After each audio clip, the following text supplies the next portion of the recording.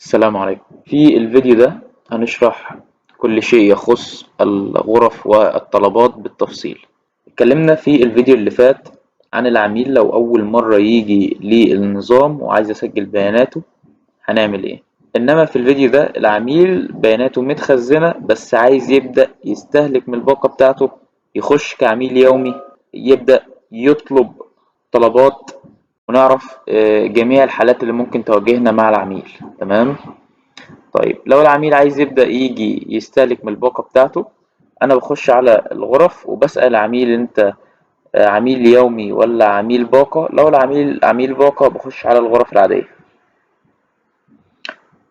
وبكتب ال الكود بتاع العميل اللي هو مثلا 28.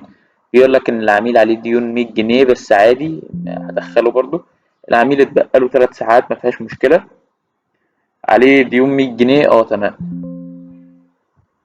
خلاص هو كده هيبدأ، هو لسه داخل دلوقتي اللي هو العميل 28 وهيبدأ يستهلك من الثلاث ساعات بتوعه. لو أنا جيت هنا وكتبت كود عميل يومي ما فيهاش مشكلة، وليكن مثلا كان 27 تقريبا 27 أهو. بيقول لك إيه؟ بيقول لك إن العميل ليس لديه باقة نشطة، أنت عايز تدخله كعميل يومي؟ هقول له أيوه أهو، يس. طيب دلوقتي زي ما انت شايف ده عميل يومي وده عميل يومي وده عميل يومي وده عميل يومي، لان مكتوب جنبيه بدون باقة. يبقى انا ينفع ادخل العميل اليومي من الغرف العادية؟ ايوه ينفع، ما فيهاش اي مشكلة. ال دول اللي موجودين في الورك سبيس دلوقتي حالا، اللي بيذاكروا في الورك سبيس. يعني انت عندك سمير ايمن اللي هو لسه دلوقتي جاي حالا اهو، بيقول لك ان هو جاي بتاريخ 11/5 اللي هو النهارده الساعة 8:52 و54 ثانية. ودي حقيقة اهي، النهارده الساعة دلوقتي حاليا 8:53. تمام. انت عندك كام عميل دلوقتي المفروض جوه؟ عندك ستة قاعدين دلوقتي بيستهلكوا من الباقة بتاعتهم او قاعدين كعملاء يوميين. هنكتب مثلا كود تاني زي 29 ونعمل له تسجيل دخول. بيقول لك العميل اسمه كذا واتبقى له 12 ساعة، هقول له تمام. عليه ديون 300 جنيه، عايز تدخله ولا لا؟ برضه ايه، هدخله عادي جدا. احنا اتكلمنا على العميل اللي حاجز باقة والعميل اليومي، وقلنا العميل اليومي ممكن نسجل دخوله من هنا عادي من الغرف العادية. طيب لو العميل حاجز باقة تاريخها انتهى او الباقة ذات نفسها انتهت، انت هنا قدامك حل من ثلاثة: يا اما هتجدد الاشتراك، يا اما تدخله كعميل يومي، يا اما تعدل له على بيانات الباقة. يعني ايه الكلام ده؟ يعني مثلا عندك العميل اللي هو كوده 26 تقريبا، بيقول لك اهو العميل اسمه عمرو عاصم، انتهت صلاحية الباقة. الباقة دي المفروض كانت تخلص 2/5/2026، النهارده 11/5، فالباقة الصلاحية بتاعتها انتهت، التاريخ بتاعها انتهى.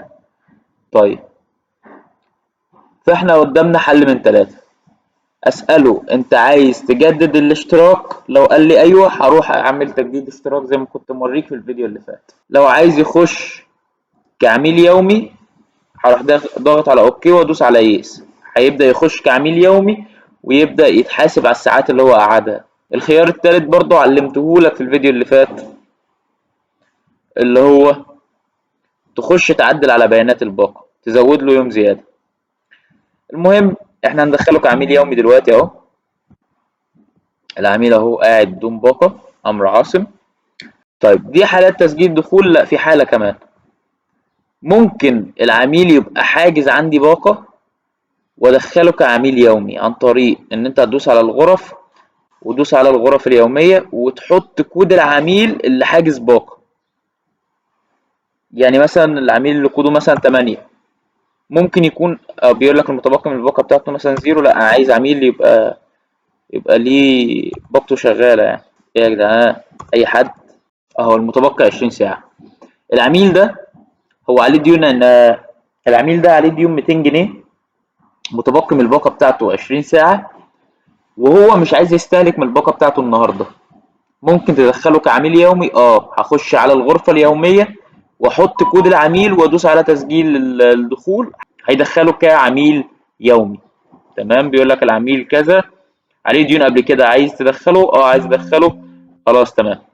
وفعلا العميل اتسجل رغم ان هو عنده باقة، ان هو كعميل يومي. يبقى انا عرفت ان انا عادي ادخل العميل اليومي من الغرف العادية، مفيهاش مشكلة.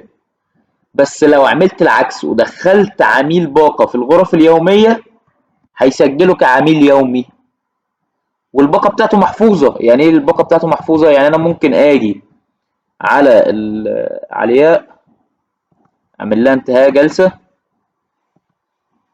ماشي، وهي مش هتدفع حاجة، الفاتورة هتبقى زيرو عموما يعني. عليها 200 جنيه قبل كده، مش عايزة تدفع حاجة من ال 200 دلوقتي. تمام، لسه عليها ديون 200. طيب لو جت علياء اللي هي كودها تقريبا 12، لا 11، لو جت علياء تستهلك من الباقة بتاعتها عادي، مش هتتأثر. يبقى أنا لو دخلت العميل وهو عنده باقة في الغرفة اليومية، هيتحاسب كأنه يومي والباقة بتاعته لسه متخزنة. لو مشى النهارده وعايز يجي بكرة يستهلك من الباقة بتاعته، هدخله على الغرف العادية. ما اعتقدش ان في حاجة تانية ممكن تواجهك في تسجيل العميل للغرفة. انت دلوقتي ممكن تسجل العميل اللي في باقة كعميل يومي النهارده والباقة لسه متخزنة. ك ممكن تدخل العميل عادي جدا لحاجز باقة يستهلك باقته، ولو الباقة بتاعته خلصت، لو هو قاعد زيادة هنشوف دلوقتي هتحاسبه على الوقت الزيادة، وممكن تجدد له بعد كده الاشتراك او تدخله كعميل يومي. وعرفنا من الغرف العادية ممكن ندخل عملاء يوميين، بس ما ينفعش العكس، لان انا لو دخلت في الغرف اليومية عملاء حاجزين باقة هيتعاملوا كيوم. هنيجي دلوقتي نعمل انتهاء جلسة لسعيد اسعد. هنلاقي ان سعيد اسعد مسجل دخوله بتاريخ 10/5 امبارح الساعة 11:30 بالليل.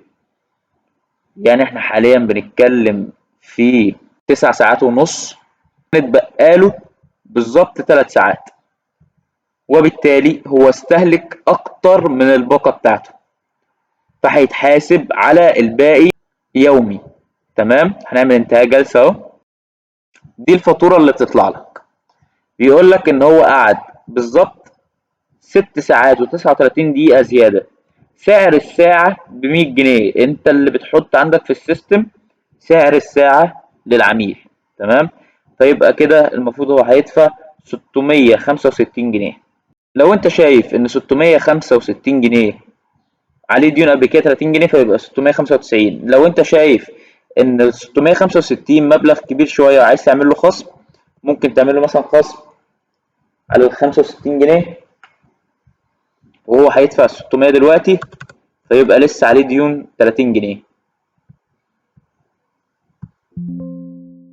تمام، بس كده خلاص. لو جينا نسجل العميل ده مرة تانية، كان كود 24 تقريبا، عليه ديون لسه 30 جنيه، هيقول لك ان رصيد الباقة قد نفذ. عايز تروح تدخله كعميل يومي، ولا تروح تجدد له الباقة، ولا تزوده مثلا ساعة من تعديل بيانات الباقة؟ دي طبعا على راحتك انت. تمام، خلاص. انا ممكن امسك اي عميل واعمل له انتهاء جلسة، والكاونتر بيعد وبيبدأ يخزن هو مشى الساعة كام، وحذف عميل ده بيحذفه خالص اكنه ما جاش. لو المانجر بتاع المكان كان عايز يعرف في كام واحد موجود دلوقتي في السيستم وهو مثلا في البيت، فممكن تعمل داونلود. هي دي هتتغير، هتبقى اكسل مش بي دي اف. تمام، تم انشاء التقرير. هنيجي على الملف اهو، هو سجل كل العملاء الموجودين دلوقتي في الورك سبيس اللي قاعدين دلوقتي بيذاكروا، وكل البيانات بتاعتهم في اكسل. ممكن ابعته للمانجر عشان يشوف البيانات دي. فانت ممكن كمان تحافظ على الداتا بتاعتك وتدوس على داونلود اكسل. ممكن العميل يطلب طلب عادي، تمام. فلو في عميل مثلا من العملاء، خد بالك لان الغرف العاديه او الغرف اليوميه هيبقى موجود في كل العملاء ايا كان، العملاء اليوميين اللي ما عندهمش باقه والعملاء اللي عندهم باقه، تمام. يعني دول كل العملاء الموجودين اللي هم الثمانيه اللي قدامك دول. طيب لو في عميل عايز يطلب اوردر دلوقتي، هتساله انت عميل يومي ولا عميل باقه؟ لو عميل يومي هتدوس على طلبات عميل يومي، هتبدأ تختار العميل عادي جدا بسرعة، وليكن مثلا سعد سعيد عايز يطلب واحد شاي. نيجي مثلا على عميل مشترك في باقة، وتبدأ تختار العميل، وليكن مثلا علياء محمد عايزة ماكس ومعاها واحدة بيتزا مارجريت، كده طلبت اوردرين، تمام. حسابها كله هيبقى 125. طبعا الكلام ده بيبقى موجود في الفاتورة لما تيجي تمشي، يعني لما نيجي ندوس على الغرف ايا كان بقى كعميل يومي او كعميل حاجز باقة، لو جينا على علياء محمد وعملنا انتهاء جلسة، هنلاقي في الفاتورة اللي عندك 325 جنيه، تمام. طيب ال 325 جنيه دي جت ازاي؟ اول حاجة انت عندك 200 جنيه ديون سابقة و125 جنيه من الجلسة دي. طب ازاي 125 جنيه من الجلسة دي؟ ما هو زي ما انت شايف بيقول لك ان لسه اتبقى لها رصيد في الباقة، هي استهلكت 10 دقايق الطلبات، انما ال 125 جنيه دي جات من الطلبات اللي هي تكلفة الطلبات اهي ب 125، 25 ماكس و100 بيتزا مارجريتا، تمام. شوف بقى انت عايز تعمل لها خصم ولا لا، وهي هتدفع كام. يعني مثلا المفروض اللي يدفع 325، فهي هتدفع 325 بحيث ان احنا نخلص ديونها. تأكيد الدفع بيقول لك الديون هتبقى زيرو. يس. خلاص احنا عرفنا ازاي نطلب الاوردر، وعرفنا ان الاوردر دي هتبقى موجودة في الفاتورة. نيجي على اخر زرارين عندك، جميع الطلبات دي في جميع الداتا بتاعت الاوردرز والعميل كمان اللي اشترى الاوردر، وممكن تنزله كاكسل وتبعته برضو للمانجر لو عايزه. اخر زرار عندك هو تحليل الطلبات. طيب في الصفحة دي هنتكلم على تحليل الطلبات. انت بتبدأ تدخل الفترة بتاعتك، وهو بيبدأ يقول لك مثلا الايرادات اللي جايه لك خلال الفترة دي من الطلبات، واجمالي الكميات المباعة في 88 حاجة اتباعت او 88 اوردر اتعمل، تمام، خلال الفترة برضو اللي احنا بنقول عليها. طيب اللي على الشمال بيقول لك مثلا انا عندي الطلب وعدد اللي طلبوه، يعني مثلا بيتزا مارجريتا في 16 واحد طلبوا، السوفت درينك المشروبات غير الكحولية في 15 واحد طلبهم، البرجر 13 واحد، العصير 8. الناحية التانية بيقول لك ايه؟ بيقول لك كل حاجة جايبه لك دخل قد ايه. يعني البيتزا مارجريتا في 16 واحد طلبهم وجايبه لك 1600 جنيه، تمام. زي ما انت شايف البيتزا المارجريتا هي اكثر ربحا واكثر عدد طلب، تمام. وبالتالي دي الصفة المميزة للمكان او الاوردر المميز للمكان، لازم اهتم بالكواليتي بتاعه عشان ده اللي بيجيب لي الربح العالي، وفي نفس الوقت اكتر عدد الناس بتطلبه. السوفت درينك تاني اكتر حاجة ويعتبر من اقل ربحا، فانا ممكن ازود سعره وابدا اتابع عدد الطلبات بتاعته خلال الفترة مثلا الجديدة، وابدا اشوف في كام واحد بدأ يطلب، وهل الطلبات لسه في بتزيد بعد ما احنا غلينا السعر ولا لا، هل السعر ده أثر ولا لا، فاهم. من الآخر فكرة أو فايدة الشكل اللي قدامك ده إن احنا نتابع الحركة بتاعت الأوردرات، إيه الأوردرات اللي ما بتجيبليش ربح كويس. الماكس عندك ملهاش جمهور يعتبر، واحد بس اللي جايب ماكس لحد دلوقتي، وسعرها كام والدخل اللي جايبه لي كام؟ 25 جنيه. فانا بدل ما كنت بصرف على الماكس فلوس كتير، لا مش هجيب ماكس تاني. فاهم؟ فده برضو ممكن يقلل من المصروفات، لان انت عندك في الحسابات ايرادات ومصروفات. الساندوتش مثلا اتنين، وبرضو ربحها قليل جدا. تمام. ممكن لو انت عندك حاجة كويسة، يعني مثلا انت عندك الكوفي في 6 جربوه، الكوفي بتاعك مميز جدا، يعني حاجة كويسة جدا، تمام، جايبه لك ربح مثلا 120 جنيه. انا عايز الناس تبدأ تجرب الكوفي بتاعي، فممكن نعمل عرض، اللي هيطلب بيتزا مارجريتا هياخد معاها كوفي. ده اكزامبل يعني، ها. فهتلاقي مثلا عدد الكوفي زاد. انا عايز لما يوصلوا مثلا ل100 واحد يكون اخد كوفي مع بيتزا مارجريتا، اوقف العرض وابدا اخلي الكوفي لوحده والبيتزا لوحديها، ابدا اتابع الكوفي ده هل هيزيد ولا هيبقى ثابت على المية زي ما هو. لو زاد يبقى فعلا بقى ليه جمهوره، والناس بقت عرفت ان الكوفي كويس، فاهم، بتاعنا كويس جدا، احنا بنعمله بشكل مميز. لو لسه ثابت يبقى انت كده عندك مشكلة، ممكن في الكواليتي، ممكن في السعر، فانت تبدأ تعدل عليها برضو وتتابع الحركة بتاعتك. تمام.